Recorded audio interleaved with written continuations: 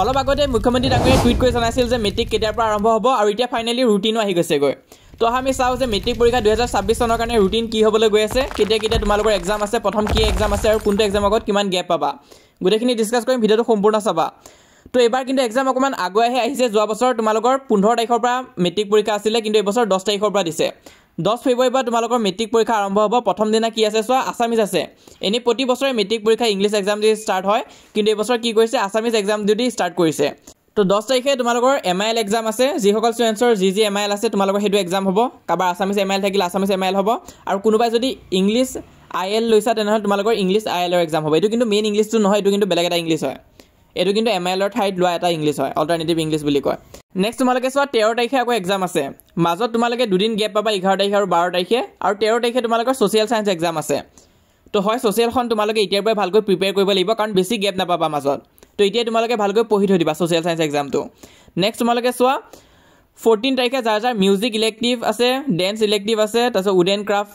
elective আছে home science elective আছে fine art elective এই এক্সামখিনি হ'ব তোমালোকৰ 14 তাৰিখে নেক্সট 16 তাৰিখে আকৌ ইংলিশৰ এক্সাম আছে তো এটো তোমালোকৰ মেইন ইংলিশৰ এক্সাম এতিয়া 16 তাৰিখেহে হ'ব এনে নৰমালি কি হয় ইংলিশ এক্সাম দিয়ে মেট্ৰিক পৰীক্ষা ষ্টাৰ্ট হয় কিন্তু এবাৰ আসামিজ দি ষ্টাৰ্ট হৈছে আৰু ইংলিশ তোমালোকৰ 16 তাৰিখে আছে নেক্সট তোমালোকে আকৌ কিমান দিন গ্যাপ পাবা 4 দিন মান গ্যাপ হ'ব তাৰপিছত তোমালোকৰ মেথছৰ এক্সাম হ'ব জেনাৰেল মেথছ এক্সাম আছে তো 20 তাৰিখে তোমালোকৰ মেথছৰ পৰীক্ষা হ'ব তাৰপিছত 21 আৰু 22 ত বন্ধ আছে আৰু 23 তাৰিখে তোমালোকৰ জেনাৰেল সায়েন্সৰ এক্সাম হ'ব সায়েন্স সাবজেক্টৰ হ'ব তো সায়েন্সৰ আগতো ইমানটা গ্যাপ নাপাবা তোমালোকে এতিয়াৰ পৰা ভালকৈ প্ৰিপেয়াৰ কৰি থৈ দিয়া 24 তাৰিখে আছে মণিপুৰী আৰু সান্থালী ইলেক্টিভ আছে তাৰপিছত 25 তাৰিখে আছে হিন্দী ইলেক্টিভ আৰু গাৰ্মেণ্ট ডিজাইনিং যাৰ হিন্দী ইলেক্টিভ আছে তোমালোকৰ 25ত এক্সাম হ'ব আৰু গাৰ্মেণ্ট ইলেক্টিভ থকা সকলৰ 25ত এক্সাম হ'ব নেক্সট 26 তাৰিখে তোমালোকৰ এডভান্স মেথছ আৰু বাকিবিলাক ইলেক্টিভৰ এক্সাম আছে আৰু ৰিমেইনিং ইলেক্টিভ এক্সামখিনি তোমালোকৰ 27ত হ'ব